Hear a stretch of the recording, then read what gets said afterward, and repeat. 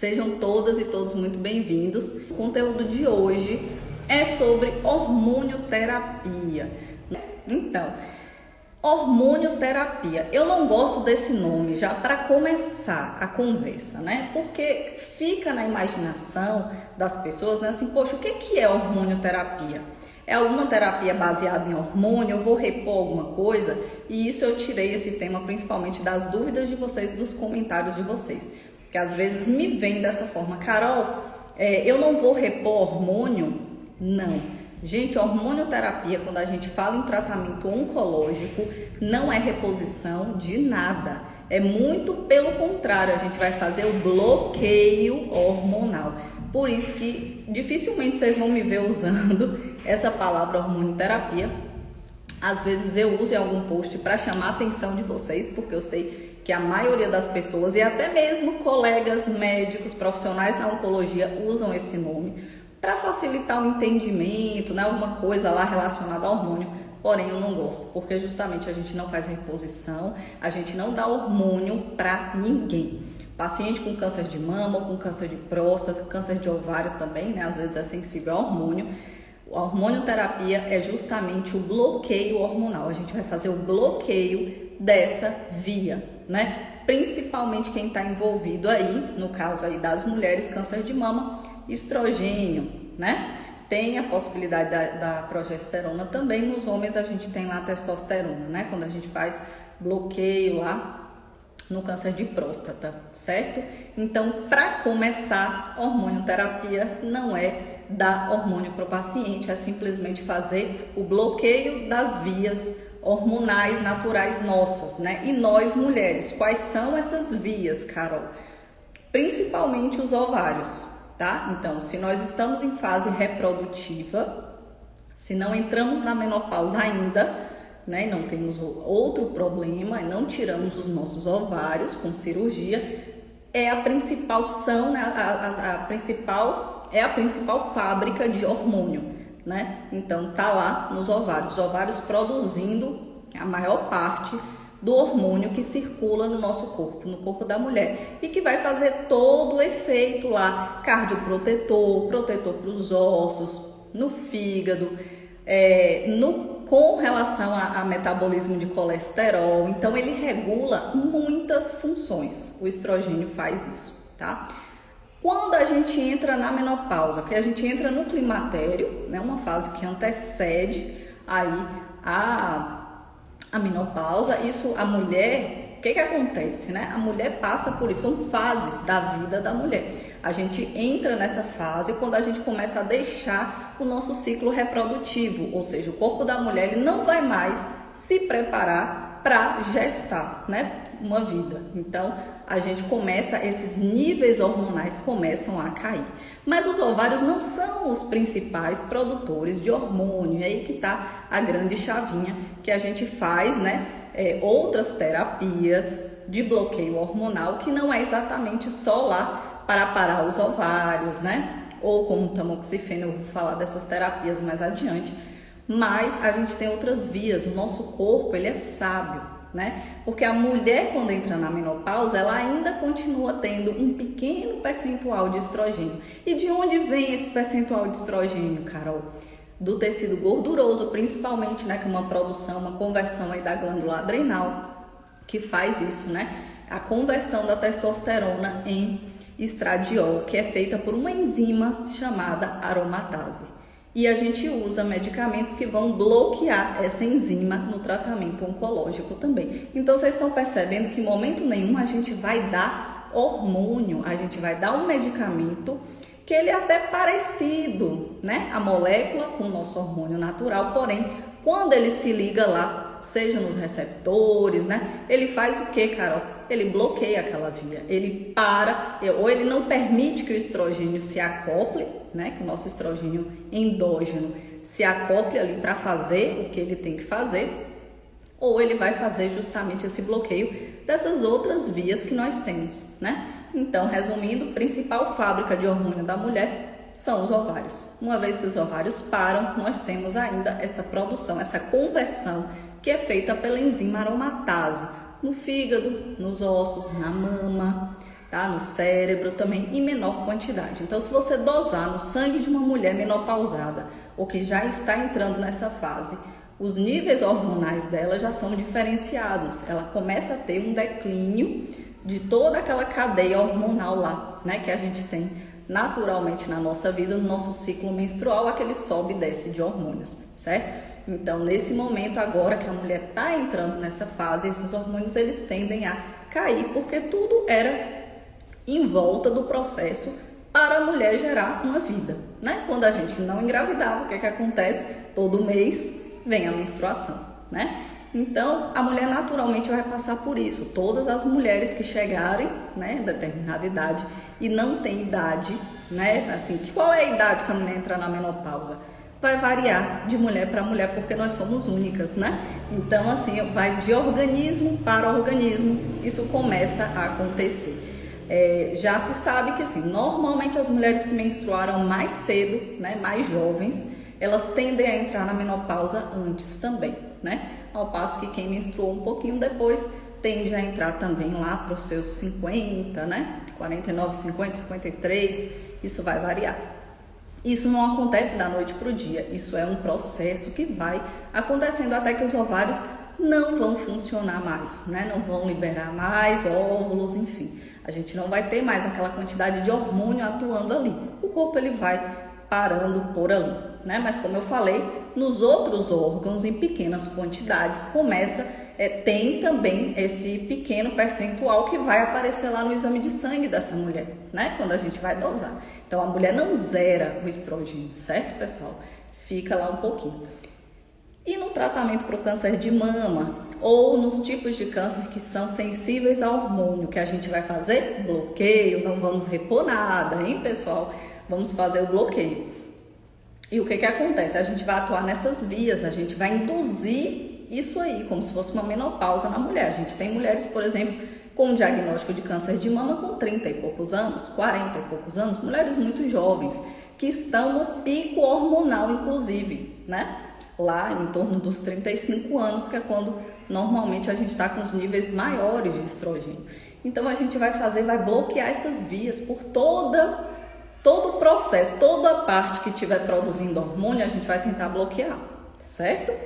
E as pessoas confundem justamente, às vezes, né, a questão do hormonioterapia com reposição hormonal, como se a gente estivesse dando hormônio para essa mulher, e não é. E é importante que vocês saibam essa diferença e compreendam o processo, por que a gente faz isso, porque substâncias, coisas lá na frente que podem acontecer relacionadas inclusive à reposição hormonal, de fato, não vai poder acontecer em quem está tratando ou quem teve um câncer desse tipo.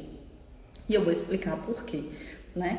Uma vez que teve um câncer do tipo receptor hormonal positivo, ou seja, na superfície do tumor, a gente encontrou lá naqueles exames que vocês fizeram, né?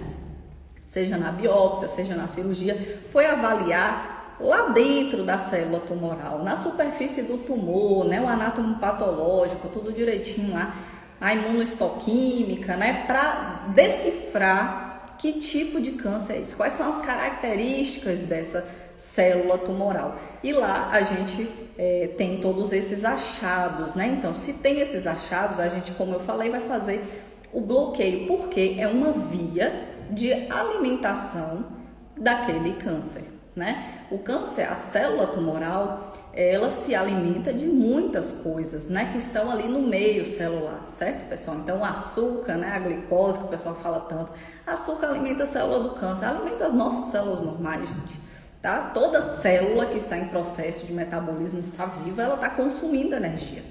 E ela consome oxigênio, ela consome glicose, e o câncer, ele criou essas estratégias para sobrevivência e para multiplicação, expressando na sua superfície esses receptores para captar do ambiente estímulos para se desenvolver ainda mais. Então, quando a gente acha esse receptor nessa célula, ou seja, o câncer está captando hormônio do meio para se nutrir e para se desenvolver. Então, a gente vai bloquear a via, a gente vai matar ele. Uma das vias pelas quais a gente vai matar, a gente pode dar quimioterapia, que vai mexer no ciclo celular, ou seja, no processo lá de divisão daquela célula, a gente dá a quimioterapia vai ali para matar.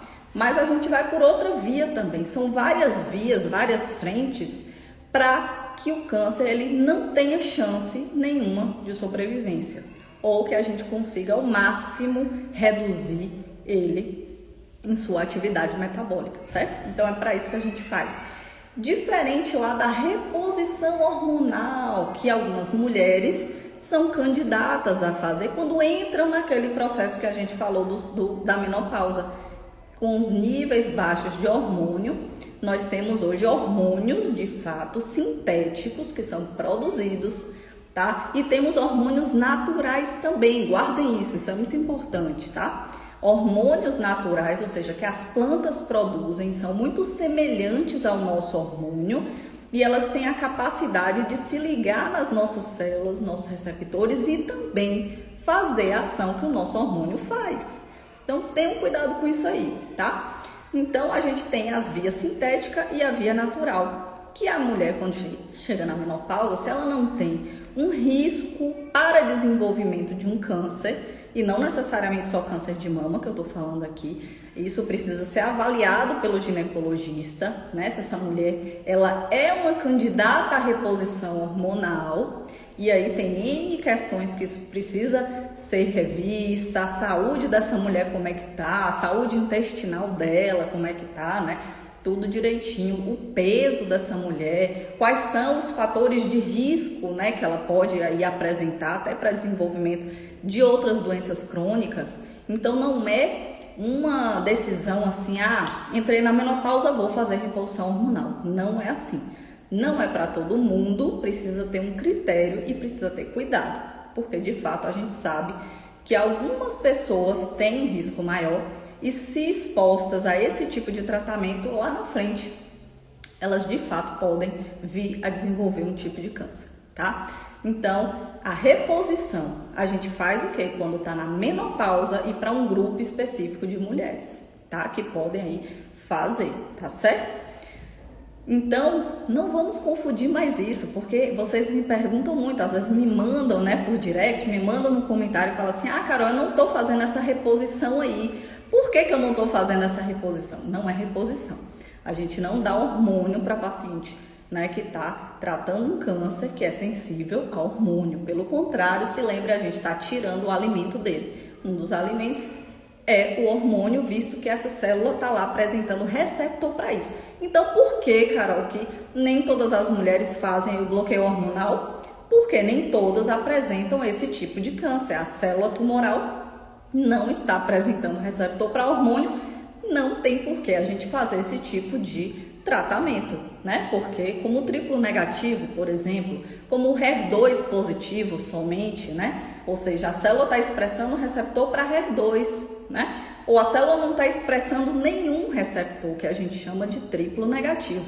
Então, nesse caso, não tem por que a gente dar, porque a gente vai bloquear um hormônio que está ali, o hormônio não está fazendo nada, não tem receptor, a célula cancerígena não está captando.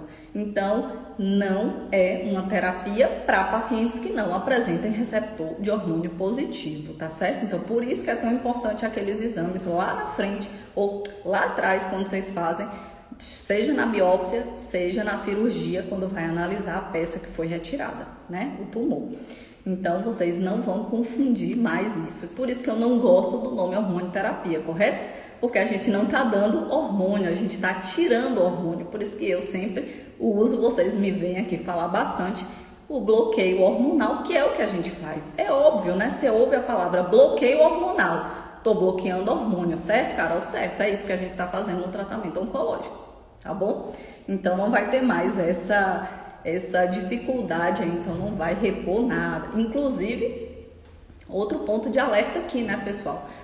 A gente já sabe, né, a comunidade científica, os estudos, né, independente aí do tempo de bloqueio hormonal, que isso vai variar de mulher para mulher, em torno de 5 a 10 anos, já tem estudos hoje passando um pouquinho mais, mas assim, não é nada fechado, tá, pessoal? Tem mulheres que fazem 6 anos de bloqueio, tem mulheres que fazem 4 e não tem problema nenhum se ela está sendo acompanhada e se isso foi uma decisão lá da equipe de saúde que está acompanhando ela, tá? Com quanto tempo de bloqueio essa mulher ela deve fazer.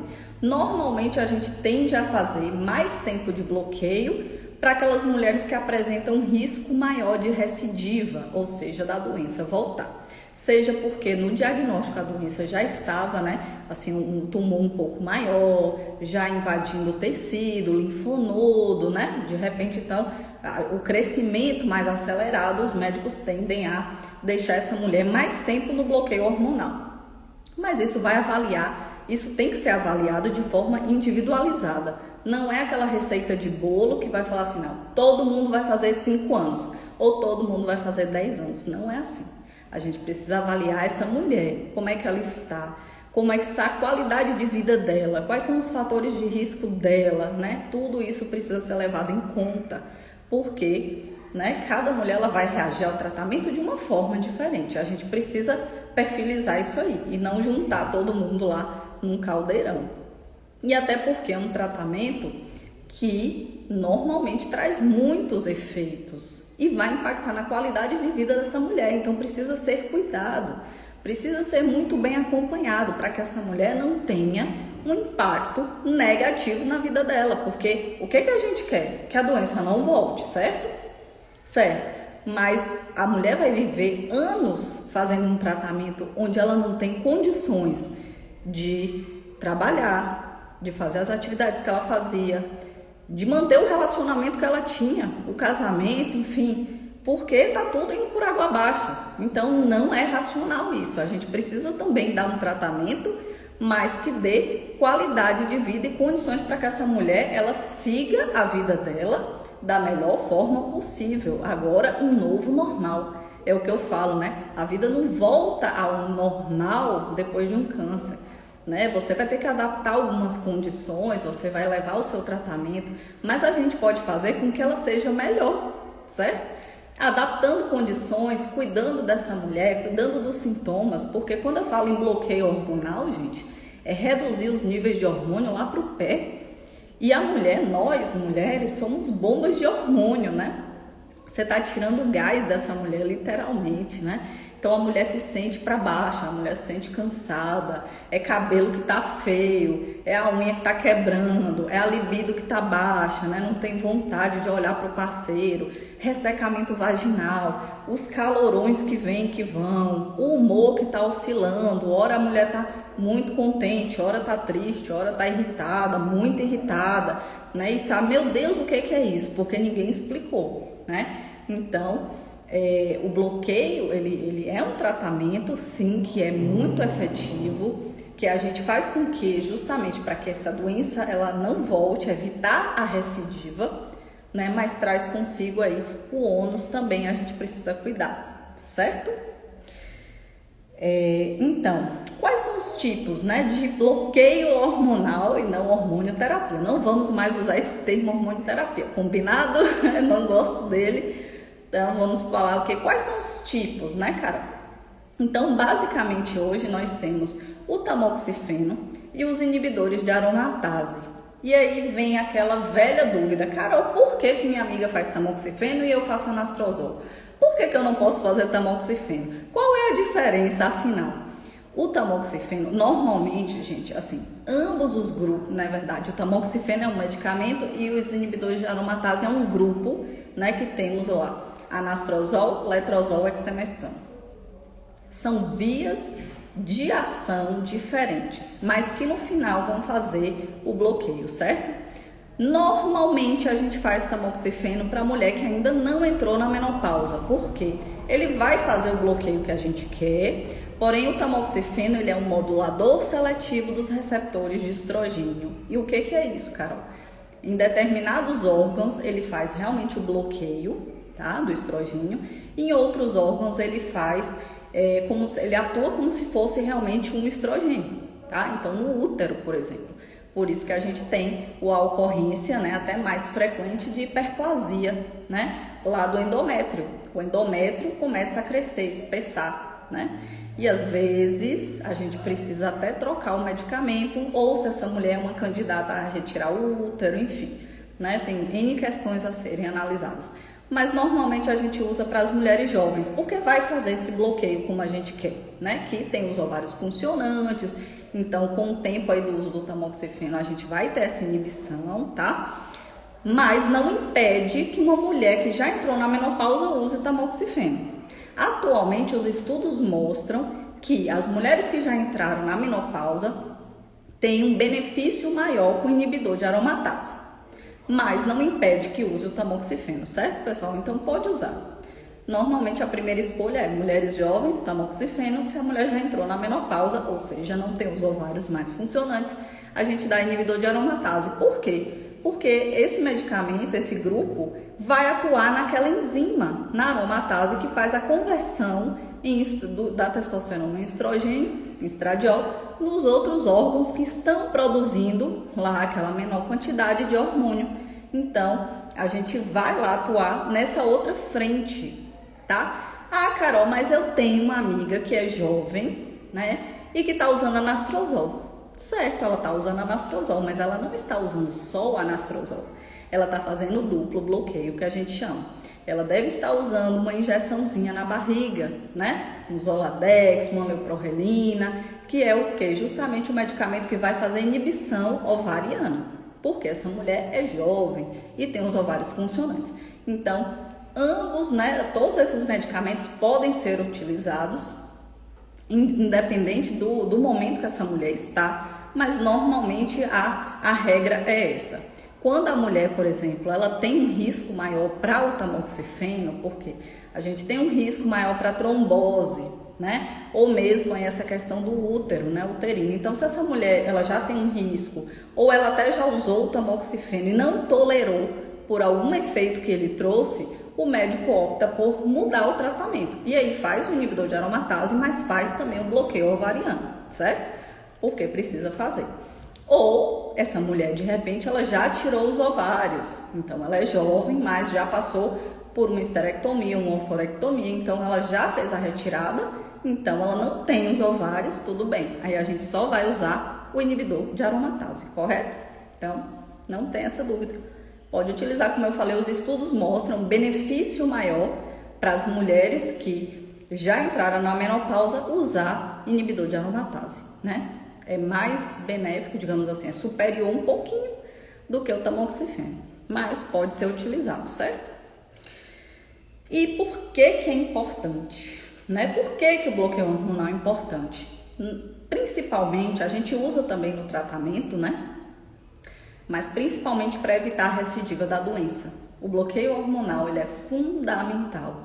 E é fundamental que quem está utilizando tenha plena consciência do que esse tratamento está fazendo e o que a gente quer com ele.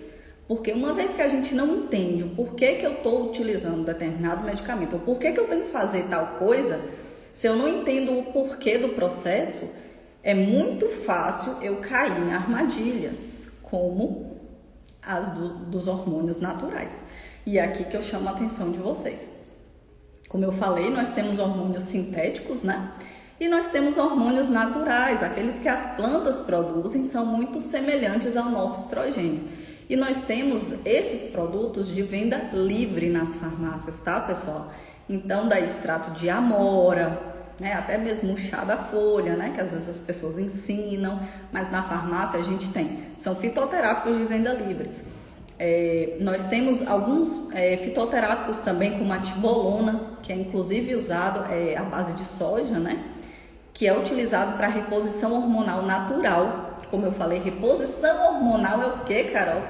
Para aquelas mulheres que já entraram na menopausa e que são candidatas a realmente repor o hormônio que está caindo. E aí elas podem optar por, hoje nós temos bioidênticos, né? Que são mais seguros.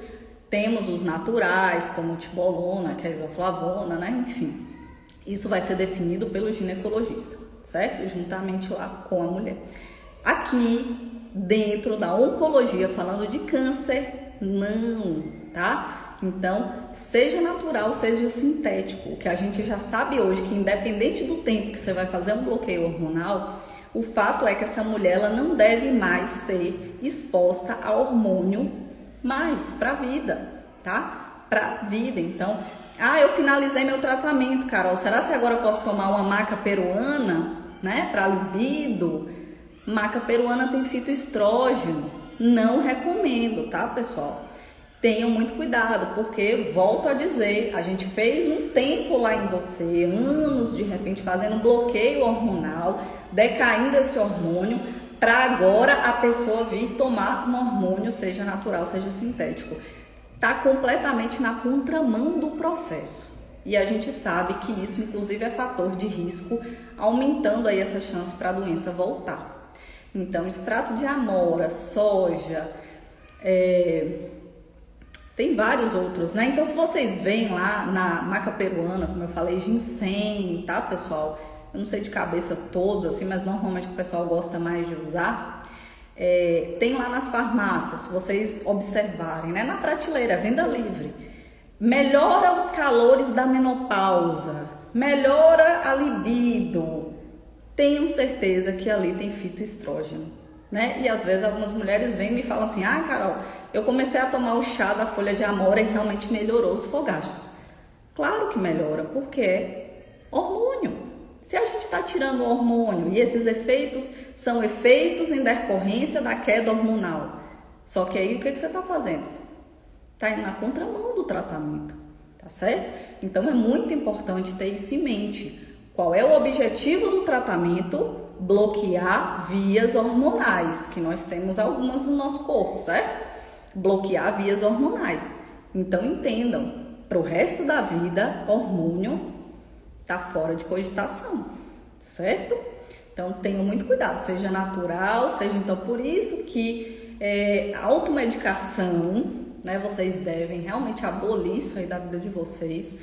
Porque uma coisa como essa, gente, usar um produto desse sem informação, sem orientação, quer dizer, a mulher não entendeu o processo, o porquê daquele tratamento, como esses sintomas estão acontecendo e como é que ela melhora isso. Porque quando ela vai na farmácia e compra um produto desse, é porque ela não está aguentando mais.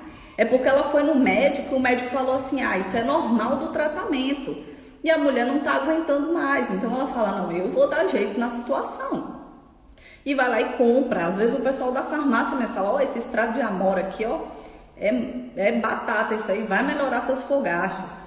Ó, essa maca peruana aqui, ó, o pessoal que usa gosta, é coisa boa. Aí você começa a utilizar e realmente você sente melhor. Você fala: opa, resolvi meu problema, não preciso mais de nada.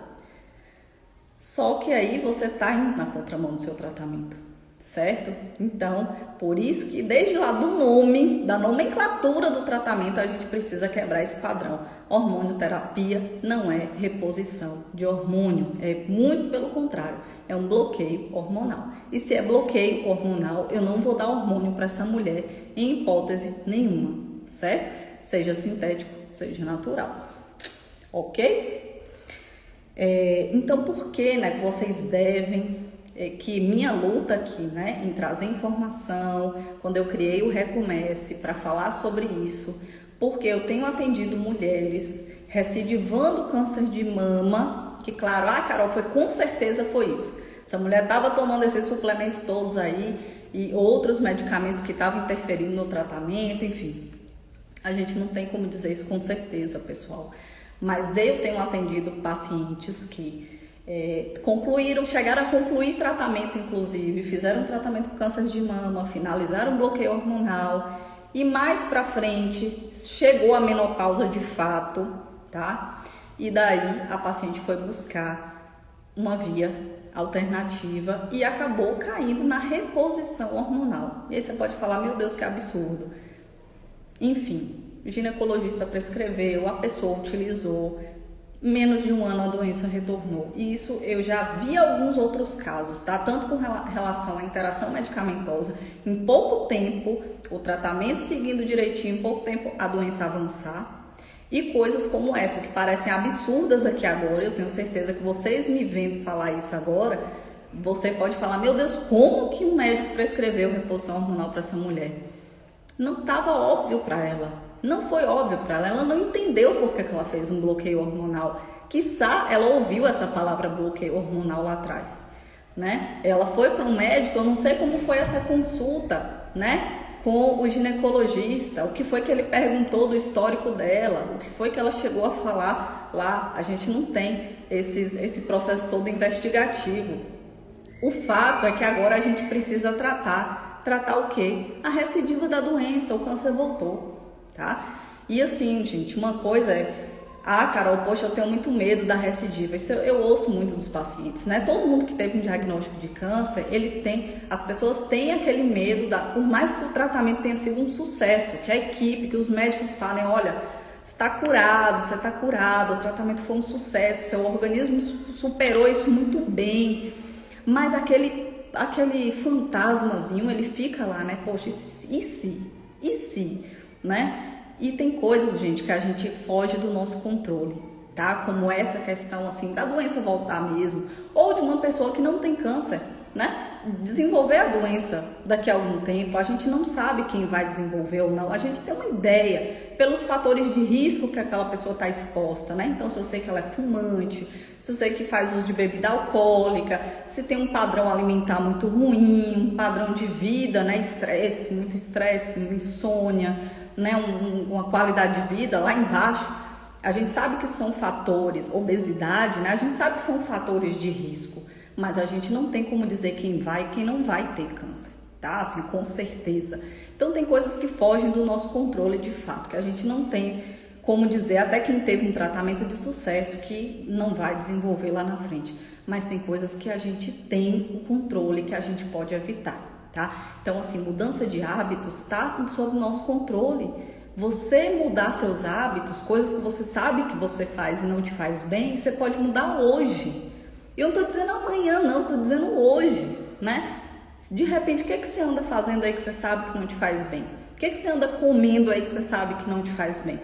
Tá? Começar a pensar de forma mais ativa e sair do piloto automático. Atividade física. Atividade física tem que estar no topo da lista de quem quer ter saúde. Não estou falando quem tem câncer, não, quem está tratando ou não. Se a gente quer ter saúde, tem que fazer atividade física, a gente tem que sair do sedentarismo. Então, se eu sei que eu estou sedentária, eu preciso mudar essa realidade. E eu preciso mudar hoje. E aí você vai fazer o que você pode com o que você tem. Se você tem 5 minutos para você hoje, você vai fazer. Se você tem 10 minutos, se você tem 1 hora, ótimo. Se você pode entrar numa academia, pagar um personal, maravilhoso, mas nem todo mundo tem essa condição atualmente. Então comece com o que você pode, faça suas caminhadas, faça sua corrida, faça sua bike, faça sua yoga dentro de casa, né? Aulas ao vivo aí no YouTube, ou aulas gratuitas no YouTube, né? Eu já dei o canal aqui. Busque o que você gosta, né? Começa a mudar esse processo aí. Isso a gente tem como mudar. Deixa a automedicação, não vá comprar e começar a usar nada sem orientação. E se você faz um tratamento oncológico, esse alerta para você é muito maior, tá? Um suplementozinho de prateleira de farmácia que tá lá ao alcance de todo mundo, daquelas lojinhas de produtos naturais maravilhosas, da internet que você compra e recebe na porta de casa, isso aí pode estar levando seu tratamento pro buraco, sem você saber. O chazinho lá que aquela vizinha indicou, que aquela amiga falou, olha, eu li na internet, esse chá é fantástico aqui pro câncer, começa aí a tomar, tenham cuidado. Porque assim, a gente pode não ter um tratamento oncológico, os medicamentos não serem a maravilha, né, que a gente gostaria que eles fossem, né? Muitos não são 100%, né? Às vezes a gente não tem como dar essa expectativa para o paciente quando começa o tratamento, que vai ter, né, aquela porcentagem lá, mas é o que a gente tem hoje de mais palpável, que a ciência mostrou, que os estudos mostraram, que uma grande quantidade de pessoas fizeram e que deu certo, deu aquele percentual para aquelas pessoas, garantiu qualidade de vida, aumentou a expectativa de vida. Então é o que a gente tem, a gente lida com essas coisas, com o que a gente tem, tá? E evita o que você realmente está sob seu controle, que você pode evitar, de estar usando essas coisas, essas substâncias, buscando suplementos, vitaminas, né? Hoje eu atendo muitas pacientes que vêm para mim fala, Carol, eu quero que você analise assim, essa receita de ortomolecular. Nada contra, tá, pessoal? Outras especialidades, outras terapias. Mas é porque embutiu, isso vem sendo embutido na nossa cabeça, principalmente dos brasileiros, de que a gente é sempre deficiente de alguma coisa, que a gente nunca tá bem, que você, para estar bem lá de saúde, você precisa tomar a vitamina A, B, C ou D, que você tem que passar pelo especialista A, B, C ou D, que vai te pedir 1 milhão de exames de sangue, vai tirar metade do sangue do seu corpo lá para fazer análise, que eu nunca vi tanto pedido de exame de sangue, coisa que você nem imaginava que dosava no sangue. E ele vai achar coisa para dizer assim, você é deficiente nisso, você precisa repor. E são receitas de R$ 1.500, receita de até R$ 2.000, a consulta que não é nada barata, né? Então, assim, e a gente vai acreditando que a gente realmente é deficiente, que a gente tem que tomar, né? E que busca. Quando eu pergunto a essas pacientes, eu falo, mas por que você começou a tomar isso? Você estava sentindo alguma coisa? Você estava... Não, Carol, porque eu quero melhorar, eu queria melhorar o cabelo, eu queria melhorar a unha, a pele, né, elasticidade, então eu tomo colágeno, eu tomo ômega 3, eu tomo isso, eu tomo aquilo. E aí o pessoal vai, né, a gente vai sendo induzido a comprar e consumir essas coisas, tá? Tem coisas que realmente, assim, não fazem a menor diferença, você vai gastar dinheiro, você pode tomar. Tem o efeito placebo também, né, que a gente toma uma coisa acreditando que ela realmente é boa, ela faz um pequeno efeito, né? Mas tem coisas que realmente podem atrapalhar e atrapalhar demais, tá? E eu digo isso aqui para vocês com a prática e com a vivência que eu tenho de anos em oncologia e mais ainda agora estando com esse trabalho aqui nas redes, atendendo pacientes do mundo inteiro, pacientes com experiências que me trazem de coisas que elas fizeram, né? E coisas que deram muito errado, coisas que também deram muito certo, tá? Então, meu papel aqui é levar informação e da gente trazer para discussão, tá? A gente trazer para discussão. Então, o tema de hoje, né, foi esse. Então, é o que eu sempre falo, o benefício de você ter a informação correta e ter aí o direcionamento para o seu caso, para o seu tratamento, para os seus sintomas. Gente, isso não tem preço. Isso pode custar a vida da pessoa. Quando eu falo que isso pode impactar numa recidiva, custa a vida da pessoa. Porque numa recidiva, essa doença pode voltar e a gente pode não conseguir controlar ela adequadamente ou não curar mais, né, de repente. Então, assim, não é uma coisa simples, mas é uma coisa simples da gente fazer, levar informação, orientar essas mulheres, tratar os sintomas dessa mulher, porque não é só falar assim, o tratamento é muito bom, ela tem que tomar a todo custo. E a mulher tá lá tomando e não tá aguentando viver mais. Não é assim. Tem tratamento, sim, seguro e efetivo para os fogachos, para ressecamento vaginal, para libido, para alteração de humor, né? Dor nas articulações. Não aceite aquele famoso é normal do tratamento. É esperado do tratamento porque eu sei o que o tratamento está fazendo em você. Ele está fazendo um bloqueio hormonal. Você está sem hormônio e seu corpo está sentindo a falta do hormônio. E principalmente, minha gente, a menopausa acontece em anos. O bloqueio hormonal acontece em dias. Dias de uso, 15 dias em uso do tamoxifeno, essa mulher já está sentindo todos os efeitos que uma mulher na menopausa de 55, 60 anos está sentindo. Então, a gente não tem que virar as costas para essa mulher e falar assim, não, se vira, você toma seu tratamento, que o medicamento é bom, é efetivo para o câncer. Não, eu tenho que dar condição para ela levar o tratamento dela adiante e realmente combater aquela doença. E evitar que essa doença volte. Mas eu preciso dar condição a essa mulher, preciso dar orientação a essa mulher. Ela precisa entender por que ela está fazendo aquele tratamento, por que ele é importante. Você entende agora por que é importante eu bloquear o hormônio? Porque o câncer está se alimentando do hormônio. Também é uma via importante de metabolismo. Então a gente vai bloquear ela. Mas eu preciso fazer com que as pessoas que fazem esse tipo de tratamento entendam o que elas estão fazendo. Porque daí, agora, com toda a informação, ela vai cuidar da saúde dela e ela não vai cair mais naqueles contos lá, naquelas propagandas maravilhosas de produtos naturais, das farmácias, dos sites, né? Porque você começa a pesquisar no Google, né? Esse medicamento, né? Assim, o tamoxifeno causa calorões, fogachos, e aí começa a aparecer propaganda de fitoterápico para você. Isso aqui melhora os fogachos, isso aqui para os calorões, né? São os anúncios das redes, né? Que as pessoas pagam. Antigamente se pagava para televisão, né? Para fazer propaganda, ainda paga, né? Para fazer outdoor, mas hoje muito se paga também nas redes para entregar, né? Conteúdos e propagandas. Então, se você pesquisa lá que você tá com esses efeitos e tudo, começa a realmente aparecer. E aí a pessoa fica tentada, né? Fica, isso aqui eu acho que isso é bom, hein? Nem é tão caro assim, né? Às vezes menos de R$100, né? Você tem um extrato de amora, por exemplo, né? Amora miura, amora assim assado, branca, enfim.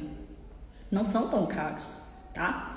E são muito efetivos. Mas são muito efetivos para quem? Para a mulher que está fazendo reposição hormonal, para a mulher que pode, né, que não tem um risco aumentado e que pode realmente se expor, elevar um pouquinho esses níveis de hormônio, já que os dela natural estão caindo. Aqui não, aqui a gente não dá reposição de nada, certo, pessoal? E esse foi o conteúdo de hoje, tá? Então eu quis trazer, é assim que vai ser, né, mais ou menos, nosso script. Vou colocar aqui o nosso script de conteúdos da terça-feira. Eu vou trazer um conteúdo, vou aprofundar ele com vocês. Dúvidas na quinta-feira, live Tira Dúvidas. Aí a gente vai bater o papo, eu vou ficar vendo aqui seus comentários de vocês, que eu gosto muito de ver vocês interagindo. Um comenta com o outro, fala, não, fulano, eu tive isso também, mas isso tem solução. Eu gosto muito quando vocês incentivam umas às outras também. Muito obrigada, pessoal. Muito bom ter vocês aqui no carnaval, na live Abre Alas, né? Então, ó, aí a gente vai deixar as dúvidas para nossa quinta-feira Tira Dúvidas. Esse foi nosso conteúdo. E mandem sugestões de conteúdo para terça-feira, para as próximas lives que eu vou estar desenvolvendo e trazendo aqui de repente uma dúvida específica de vocês, alguma coisa nova, uma planta, alguma coisa que está surgindo aí na internet, que está fazendo um burburinho. Aí eu vou dar uma estudada, se eu não conhecer, né? E vou trazer aqui para vocês para terça-feira, aprofundando esse assunto com vocês, certo? Muito obrigado por estarem aqui comigo nesse carnaval e vamos juntos, vamos levando informação e orientação para quem realmente precisa, né? Tá certo? Mandem as dúvidas de vocês, eu vou deixar essa live gravada, tá bom, pessoal? Quinta-feira, não perca, tragam as dúvidas de vocês e a gente vai conversar mais. Beijo, boa noite.